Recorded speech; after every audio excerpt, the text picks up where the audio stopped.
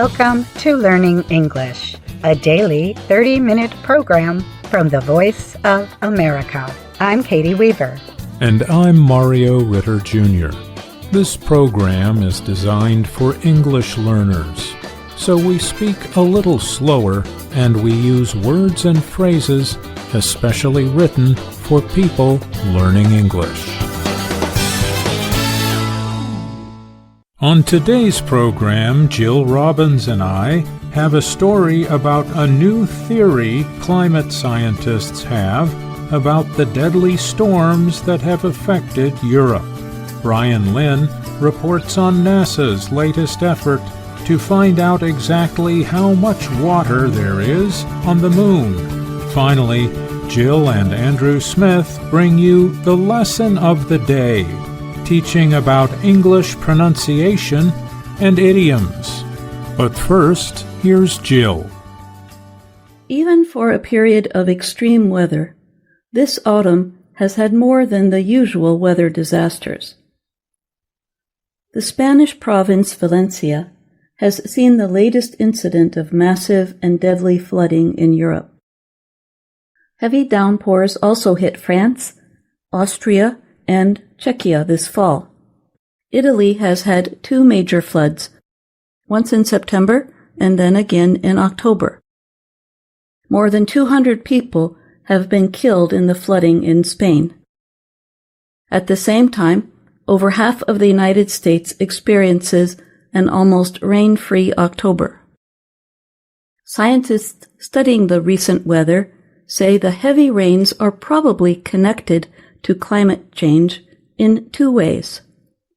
They say a warmer atmosphere holds and then releases more moisture. The other connection is possible changes in the jet stream that could cause extreme weather. The jet stream is the river of air above land that moves weather systems around the planet. Several climate scientists and meteorologists said the immediate cause of the flooding is a cut-off lower pressure storm system that came from an unusually wavy and slowed jet stream.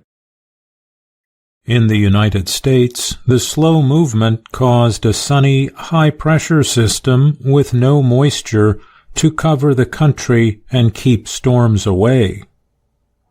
If we're getting all the dryness, somebody else is getting all the rain, said Yale Climate Connection meteorologist Jeff Masters, co-founder of Weather Underground.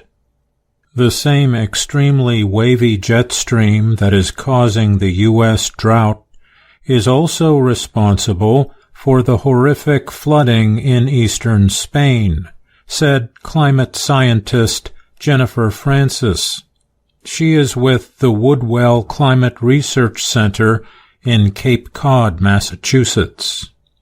Francis is an early developer of the theory that connects a wavier and slower-moving jet stream to climate change. The theory is that the Arctic is warming so much. It is now not much colder than the rest of the planet. That theory is gaining more acceptance, but it is not fully accepted by the climate science community. Climate scientist Eric Fisher is with the University ETH Zurich in Switzerland.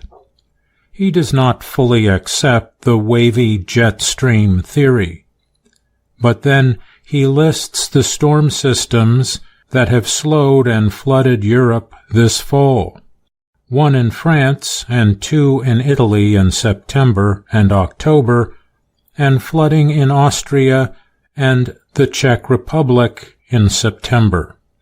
And then there were the October floods in the Balkans. Although Fisher said he is not sure they are similar enough.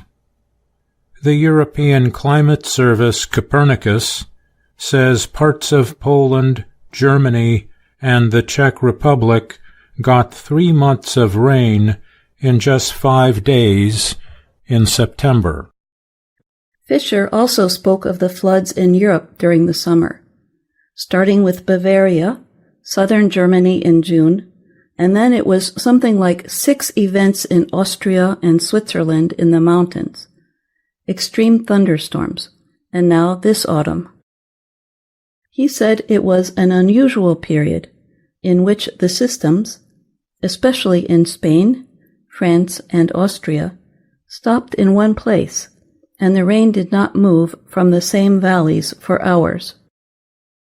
Even without the changes to the jet stream, several scientists said they are sure that basic physics are making storms like this wetter.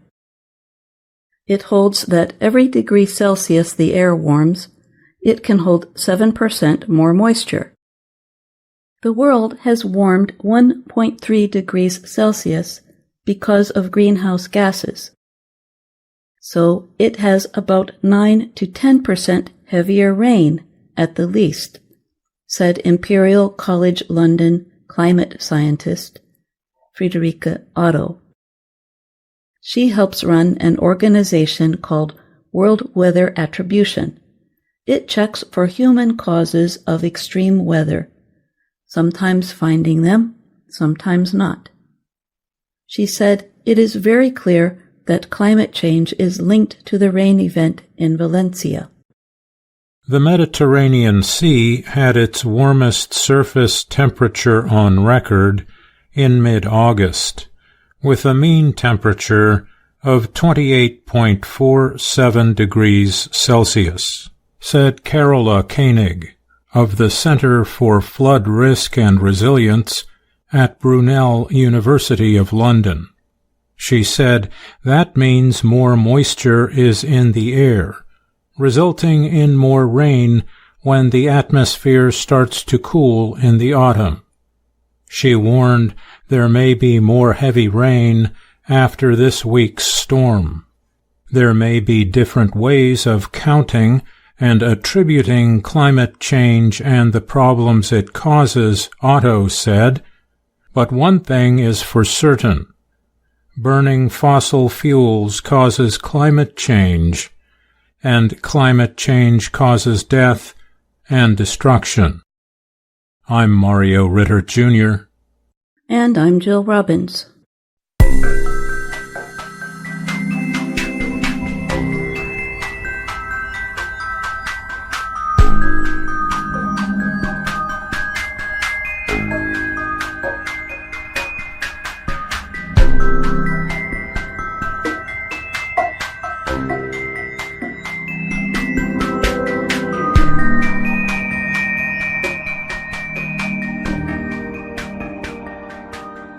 The American Space Agency, NASA, is preparing to launch a spacecraft to seek more detailed information on water sources on the Moon.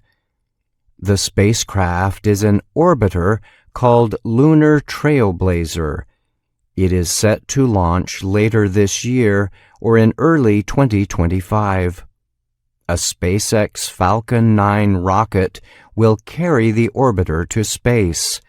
That rocket will also transport another moon-exploring spacecraft. In a recent statement, NASA said Lunar Trailblazer passed a series of important operational tests.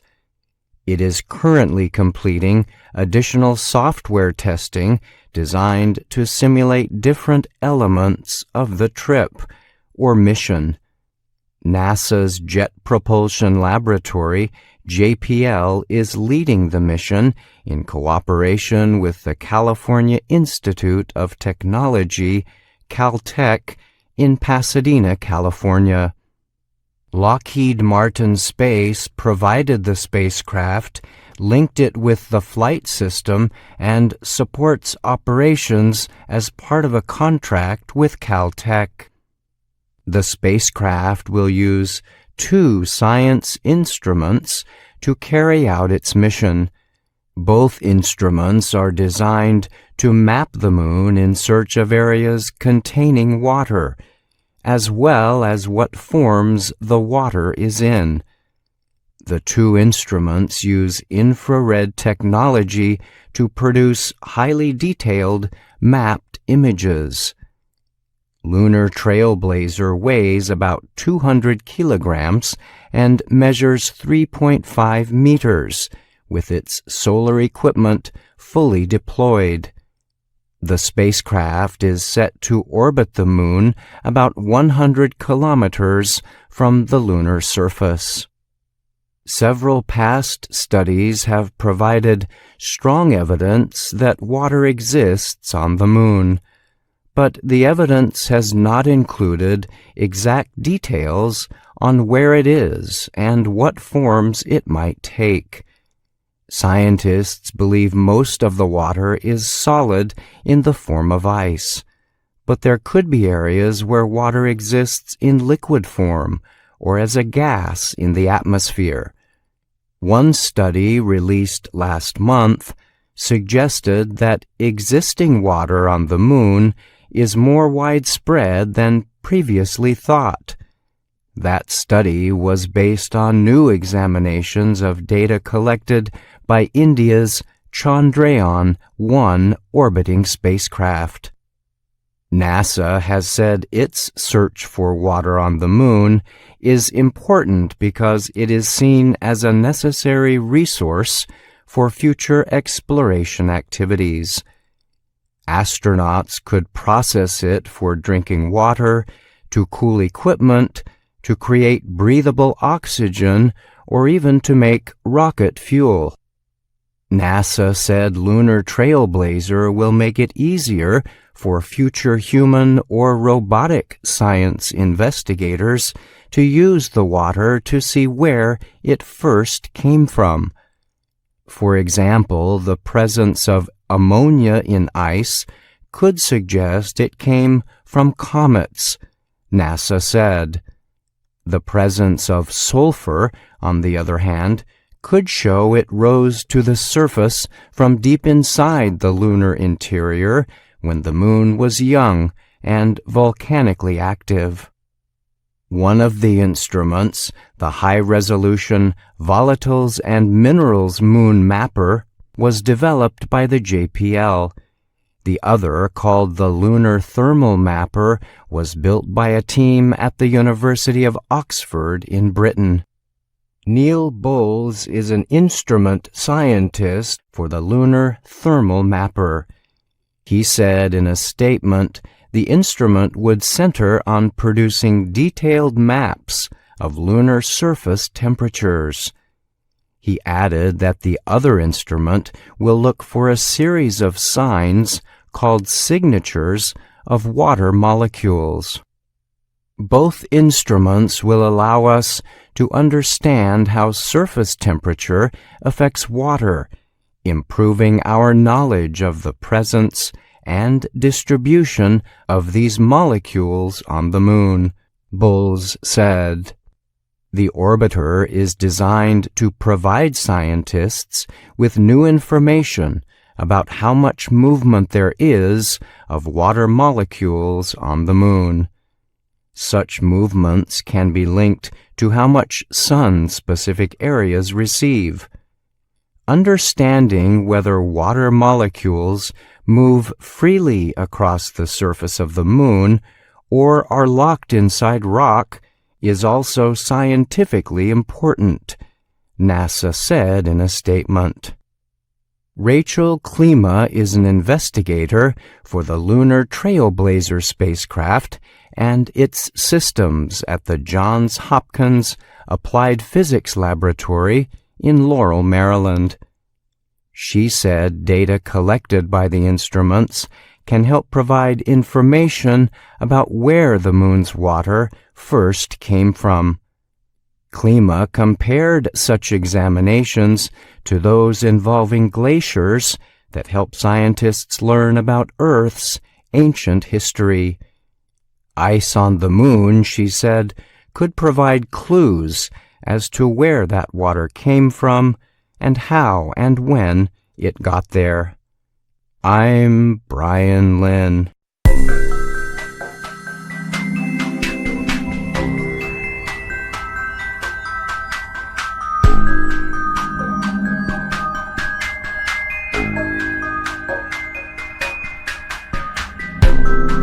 You are listening to the VOA Learning English podcast.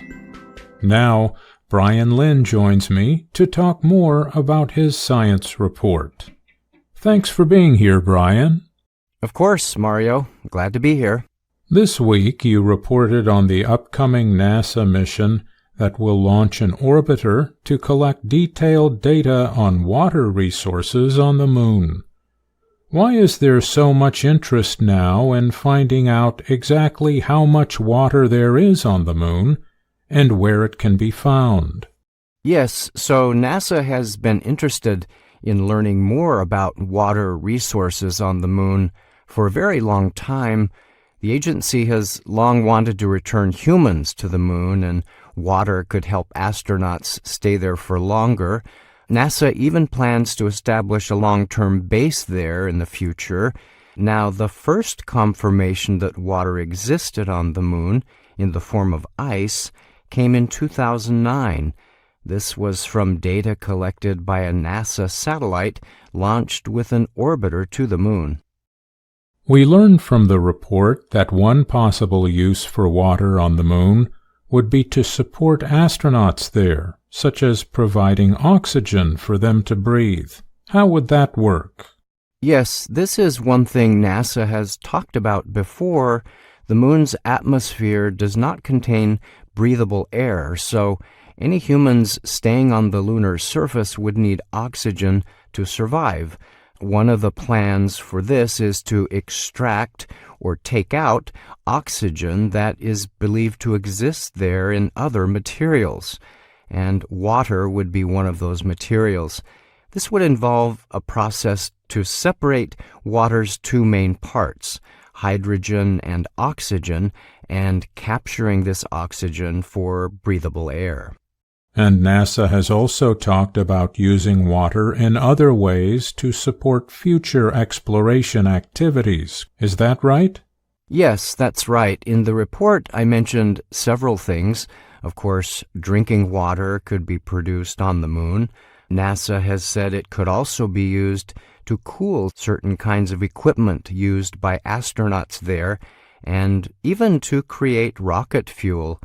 And to develop fuel from water, the process would be similar to producing breathable air, first separating the hydrogen and oxygen, and then liquefying those elements and combining them to create rocket propellant. Okay. Thanks again for being here, Brian. We look forward to your next science report. You're welcome. Thank you, Mario. VOA Learning English has launched a new program for children. It is called Let's Learn English with Anna. The new course aims to teach children American English through asking and answering questions and experiencing fun situations. For more information, visit our website, learningenglish.voanews.com.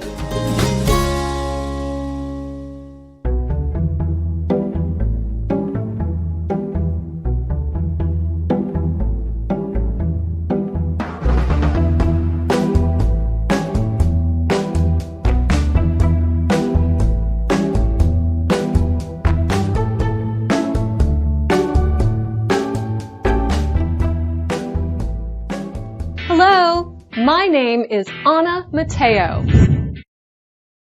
My name is Andrew Smith. And I'm Jill Robbins.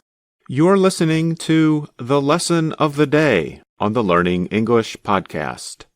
Welcome to the part of the show where we help you do more with our video series, Let's Learn English. This series shows Anna Mateo in her work and life in Washington, D.C. As the series progresses, the English you hear gradually becomes more advanced. You will hear Anna and the other people in the video begin to speak a little faster, use more variety of verb tenses, and use more idiomatic expressions. So today, we're going to look at the language in Lesson 47 of the series. You will hear the way English speakers pronounce some words when they speak more quickly. And we will explain some idiomatic expressions as well. Lesson 47 is called How Can I Help? Anna sees that her friend Pete needs help fixing his car. Hi, Pete. What are you doing? Oh, hi, Anna. Right now, I am fixing my car. How's it going? It's going not so good. How can I help? I was planning to visit some friends, but if you need help, I can help. I like helping. Anna, I can fix it myself. But thanks. If you listen to Anna carefully, you can hear some examples of her pronouncing words quickly. And as we have explained in other lessons of the day, when people speak faster, words connect together quickly, and some vowel sounds get changed or reduced. Listen to this sentence again. How can I help? I was planning to visit some friends, but if you need help, I can help. I like helping. The two small words can I sound like one word with two syllables, can I?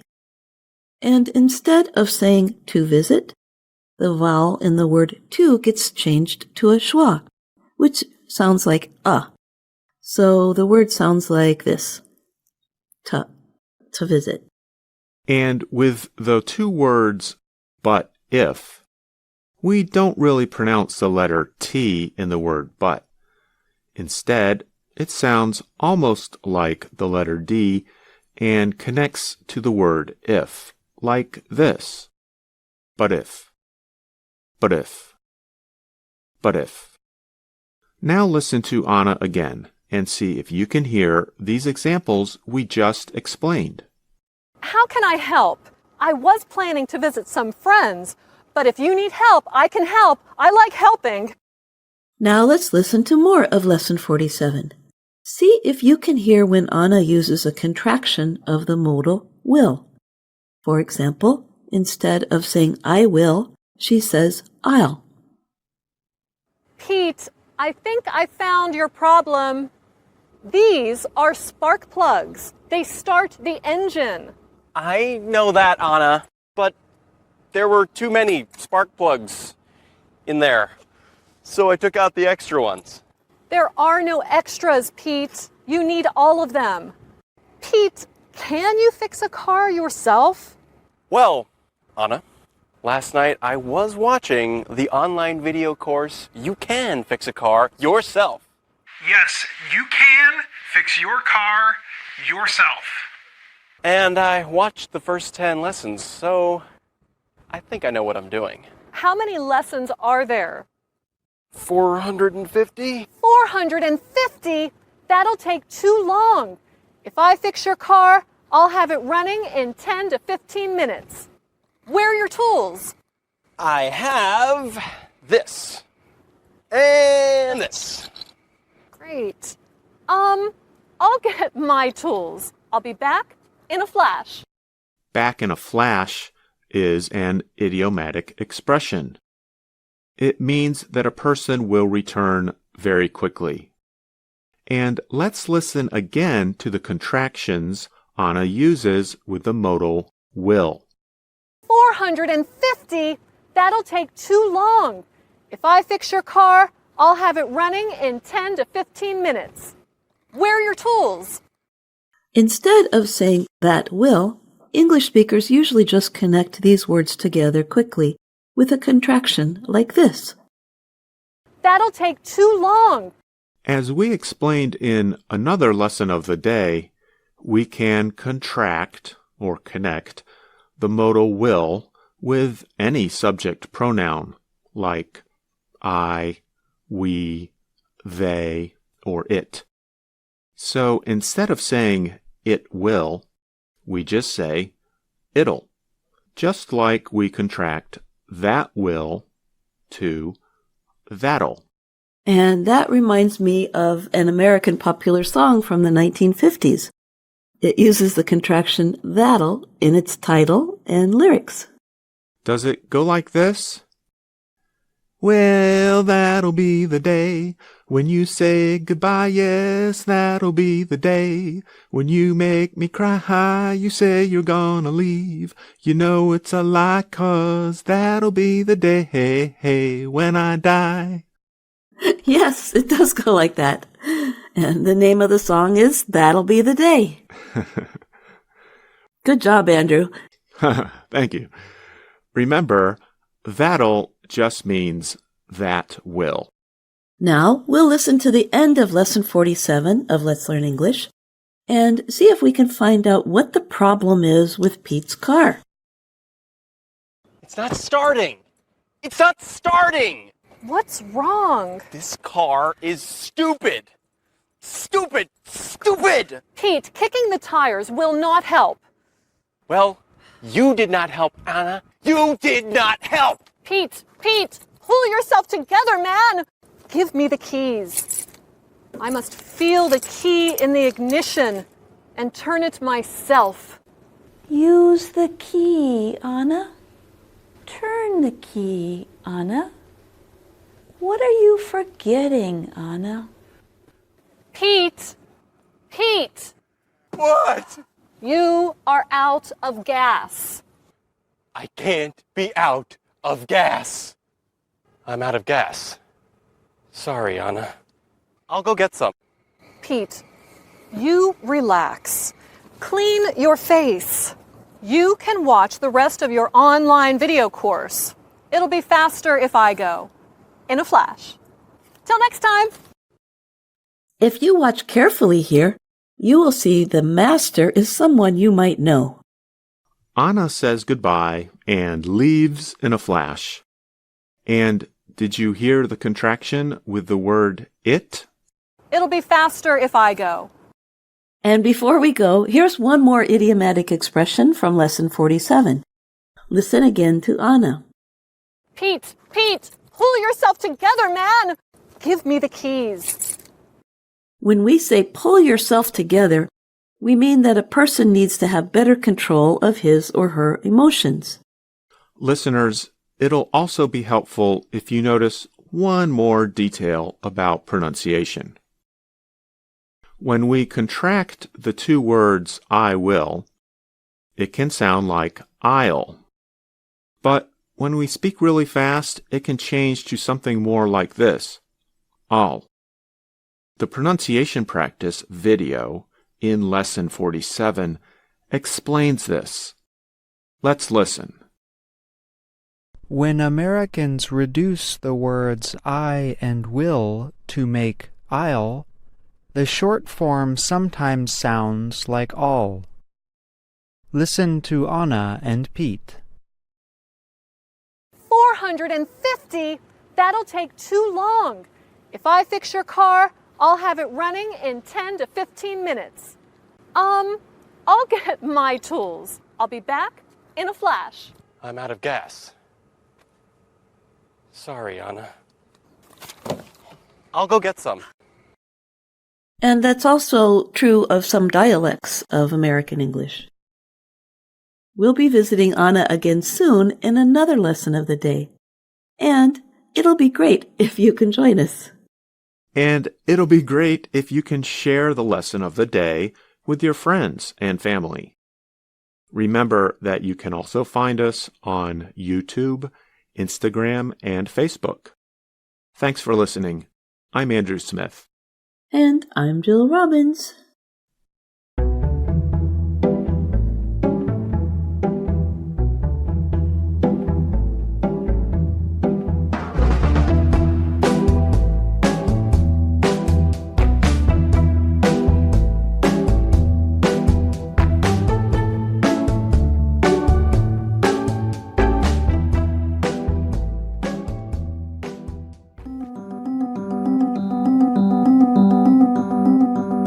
That's our show for today.